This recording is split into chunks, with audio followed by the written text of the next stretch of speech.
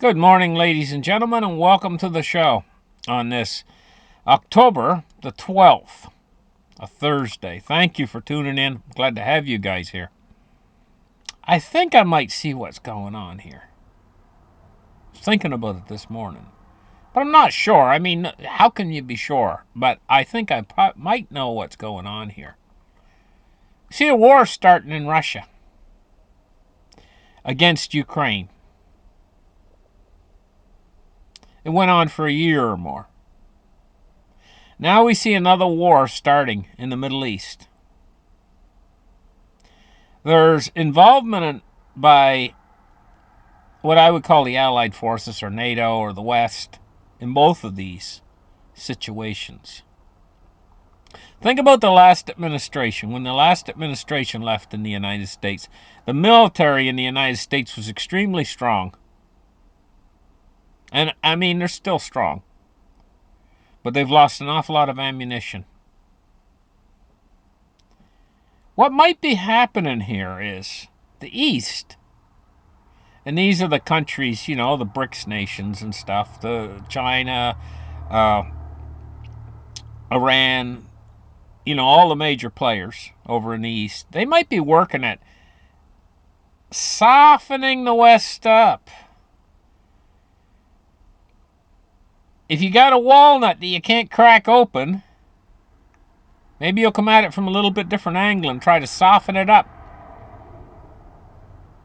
We had a strong military, very strong military. Now, what they're doing is they've put us on first one front over there in Ukraine. Now another front's starting, a second front.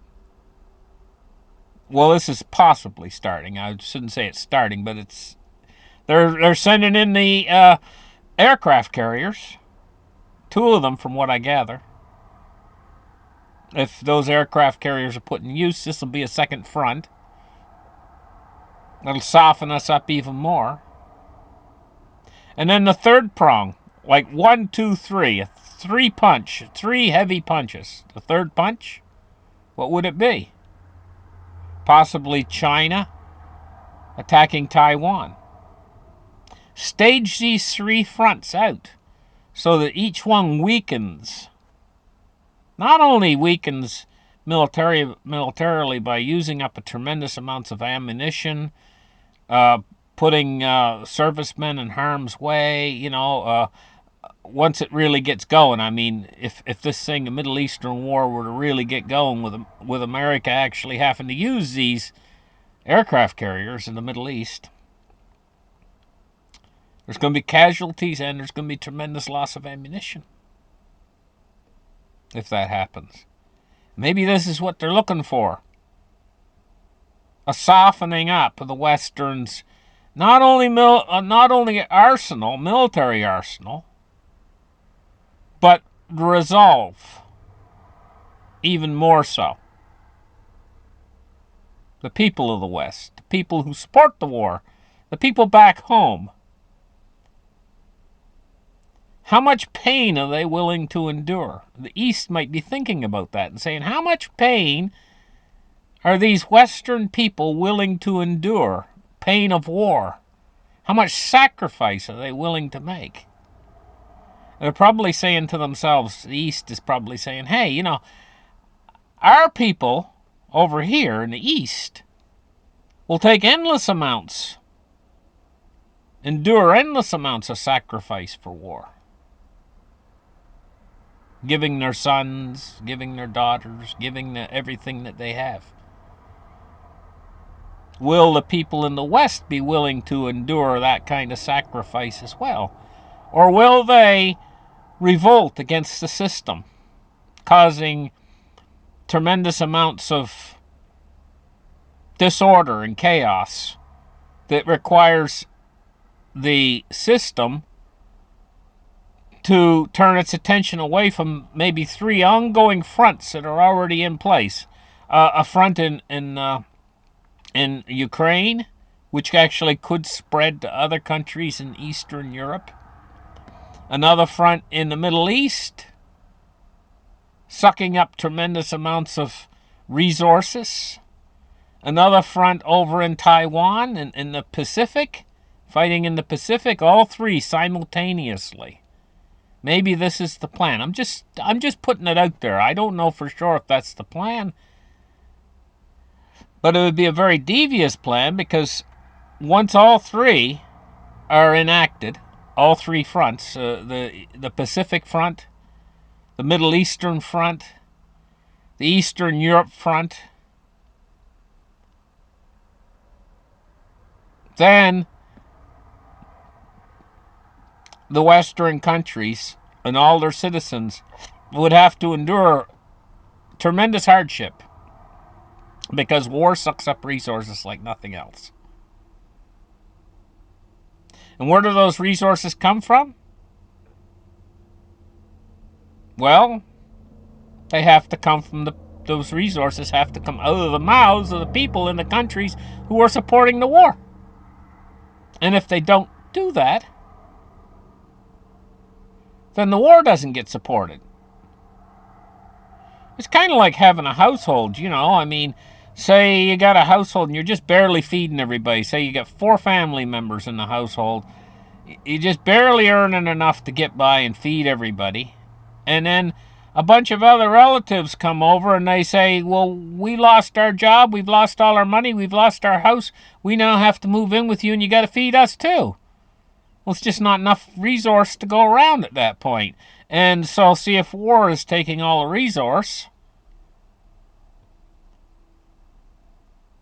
there's not enough for the people, and if the people have to go without, do they have that resolve to say, yes, we're happy to support the war, we will go without food, thank you very much.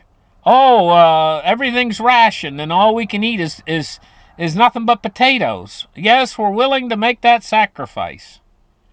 Or are the people going to say, oh, that's it, we don't like potatoes anymore, we're going to go out in the street and we're going to raise hell? Well, if you do that, war is real. This isn't a fantasy. And so if it does spread out into a much wider theater, which is where it looks like it's headed, it looks right now like it's headed into a much wider theater. In other words, what I'm saying is a theater on 3 different fronts: Eastern Europe, the Pacific, and in the Middle East, all simultaneously. We've had the first and second front. The second front's erupting right now in real time. Take a look right here. It says, here's what we know about the Gaza-Israel war, day 6. Or the Israel-Gaza war, day 6.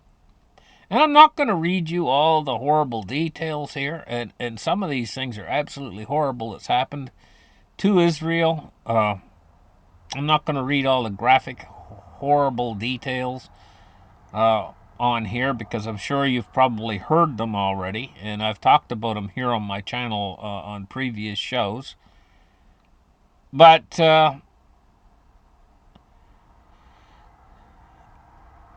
it says, what's the situation in Gaza? And the military is retaliating against the Hamas attack. Situation in Israel, says Israel troops are still removing bodies.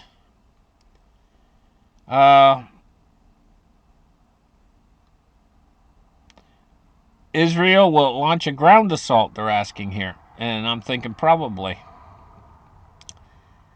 What's been the response from U.S. and other nations? U.S. President Joe Biden on Wednesday called the attack by Hamas the worst attack on Jews since the Holocaust. As the number of U.S. citizens killed in the fighting ticked up to at least 22. So the U.S. citizens have been killed, at least 22. The attack was a campaign of pure cruelty.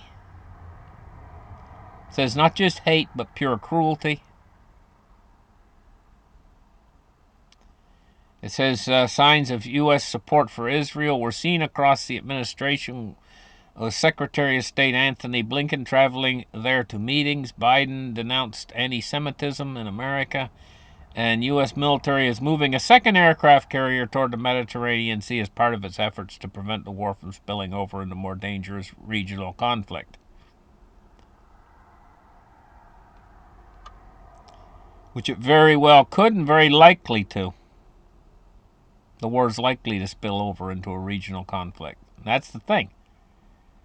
It's already the first front in Ukraine is already practically a regional conflict. I mean, it's very close to being a regional conflict. And this is probably going to spill over into a regional conflict. And don't you think if war doesn't erupt in the Pacific, it's probably going to spill into a regional conflict as well? Japan will probably get into the fray. South Korea will probably get into the fray. China would probably be the ones that would try to make beachheads on Taiwan.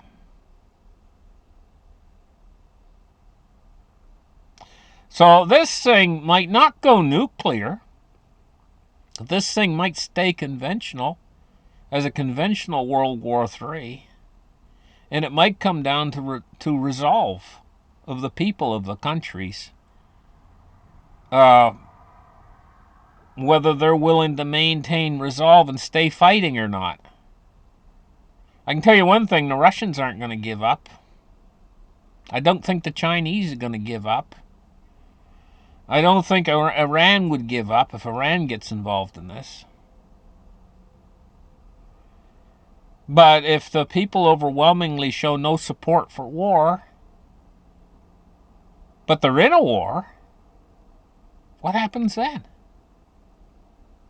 If they don't have resolve? Well, there's something called invasion. And that's always something to consider in war. Yeah, well, I'll tell you, what I'm trying to explain to you guys, I guess the best way for me to say it is, picture a guy, people are at home, and say it's Christmas time, and they got all their gifts underneath the tree, and they got their house all set up nice, and everything's happy, and they're having their, what do you call it, eggnog, and they're all having a good time and everything, and maybe there's 10 people in the house or something, and all of a sudden raiders come. Home invasion. They smack your front door down. Well, it's not your fault. It's the raiders. You weren't expecting this. It's Christmas time, for crying out loud. What in the hell are they doing here? Well, they come to rob you, take everything you got, and then leave you for, do bad things to you.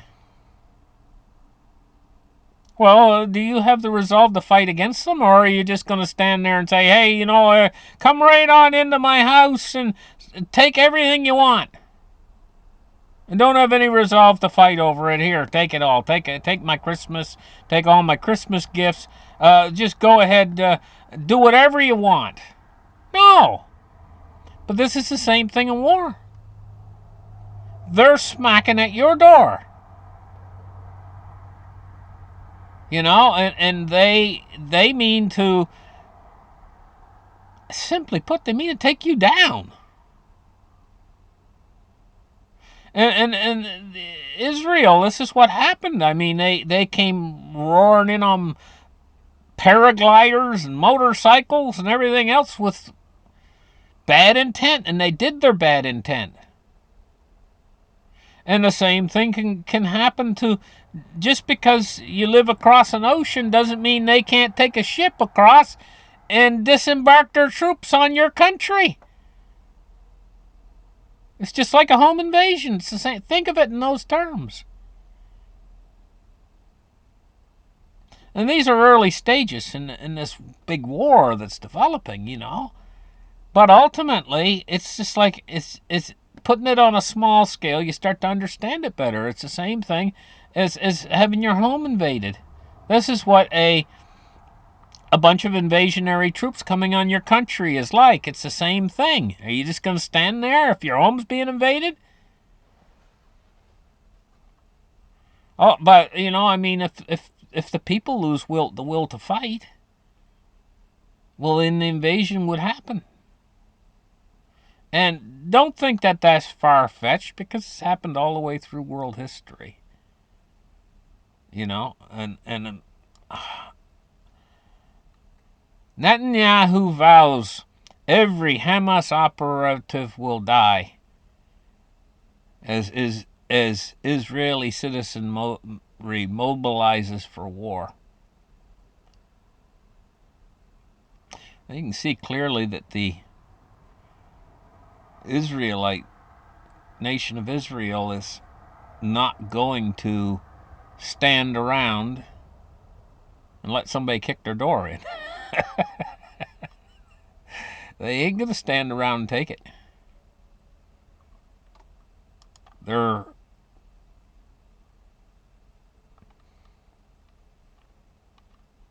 coming like a strong force. 300,000 from what I gather.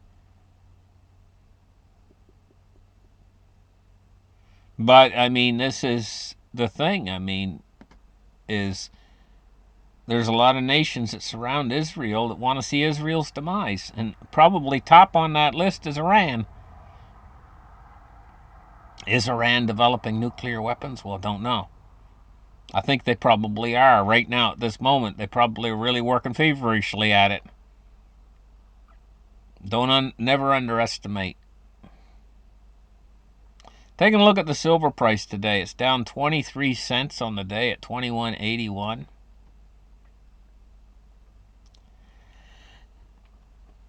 I don't know if I'm right about that or not. That this is a concerted effort to get weaken America's military by putting them on three different fronts, three different huge fronts: Pacific Front, Middle Eastern Front, and Eastern European Front. But I do remember that in the war with Germany, back the Second World War, I'm talking about, Germany got on too many different fronts. Germany was powerful. Oh my gosh, they were powerful. They got on too many different fronts, and the Eastern Front was the front that really caused their demise. It sucked up men they got bogged down there in their Eastern Front, the Russian front.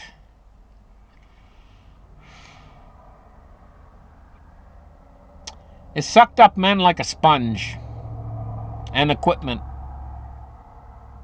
and it softened them up. And that's why I'm saying that might be what they're up to. They might be wanting to get America on three different fronts and soften her up, militarily speaking. Soften her up for what? What's their final plan? Is it invasion? If you can get the people fighting against one another enough, where there's no order anymore, order is lost, and it's just disorganized confusion. I mean, I have to go back a long way in history to really get the gist of this, but Babylon was the power of the earth there. And they had their big walled city and their soldiers and everything else, and they thought that they were absolutely... It was a joke. That anybody invading Babylon was a joke. Never happened. They were completely... Well, they were all having a big party. And they were all drunk in the middle of the night. And the Medes and Persians were sliding in the back door through the aqueducts, or where they used to get rid of, they had running water back then. They had toilets. Basically, through the toilet drains, they were coming into the city, sloshing up through the toilet drains, bypassing the wall. And when they got all in the city and all these other soldiers were drunk, see, and that's what softened them up. They waited until just the right time, when they knew that they would all be passed out half drunk from the celebration of their big celebrations or everything inside the city. And that's when they were sloshing in. Surprise attack, when everybody was inebriated. And they could just take over, and that's what they did. And that was the fall of a world empire.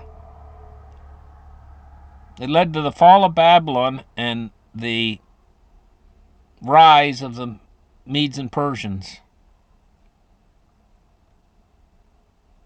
So anyway, I got sidetracked a little bit talking about that. We're down 25 cents on silver, and now let's check gold.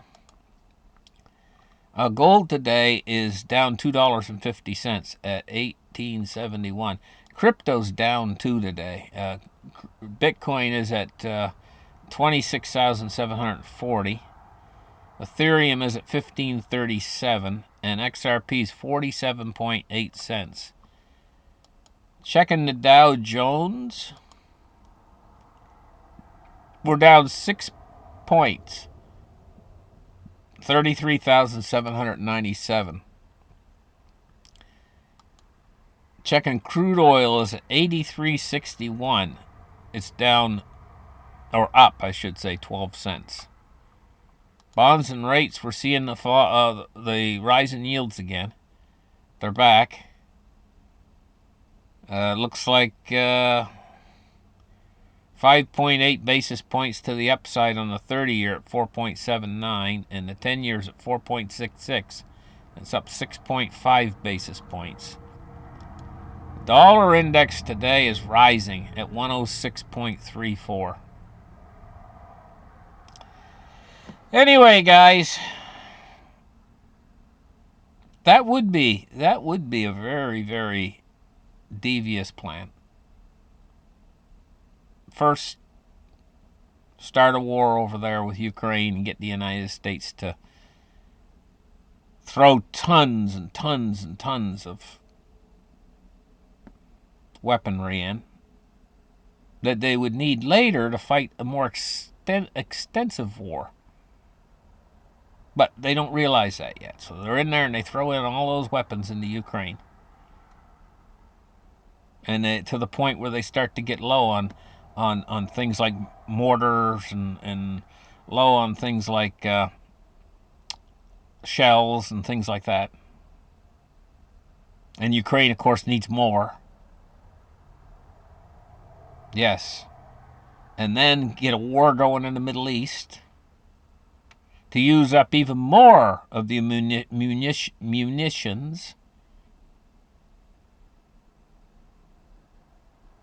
And then get a war going in the Pacific to drain even more. And in the end, I mean, even if your factories are going 90 miles an hour producing these weapons, it might not be producing them fast enough if you got 3 fronts to supply.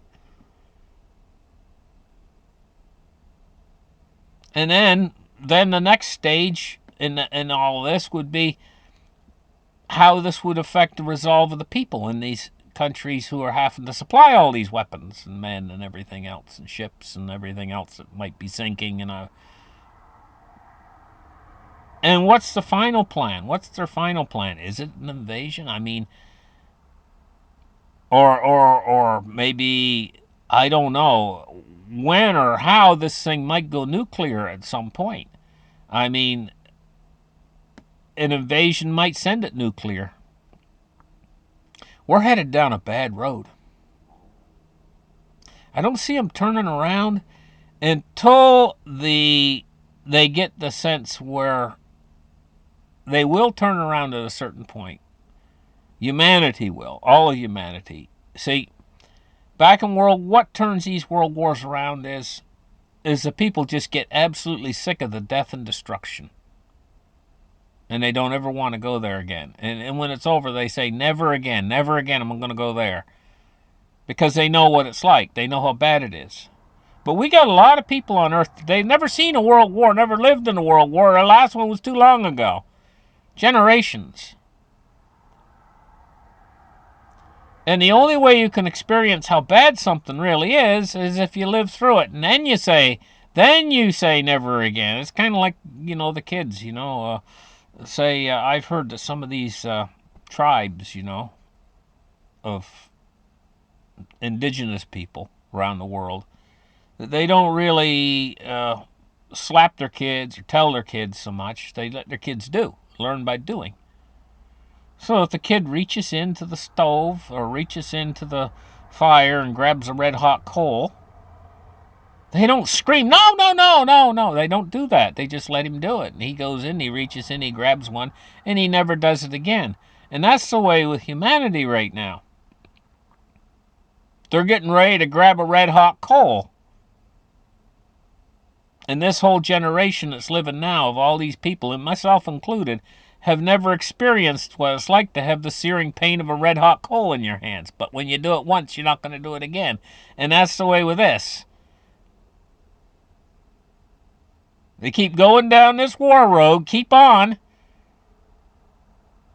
And when it's done, the survivors are going to not want war anymore. But the only way they're going to learn to not want war is by experiencing the effects of war. And so they're going to keep going down this road, regardless of what I say on my show. They're going to keep going down this road toward this inevitable conclusion that they're going to get their fingers burnt, and really burnt bad. I hope it just something doesn't happen to destroy our species entirely. Because that would be a shame, if this planet has nothing alive left on it except for snakes and scorpions to enjoy the earth. There's no humans left here anymore. Because that's what could happen if an accident were to happen or something. To say, I don't know. There's lots of accidents that could happen with nuclear things even. Or, it's just a dangerous period we're going through right now. And I'll be glad when we're on the other side of it, to tell you the truth, because I really, really detest what's happening right now. The war and everything. I hate this. Thank you guys for listening to my show, and we'll catch you guys in the next episode, and have a great day. Bye-bye.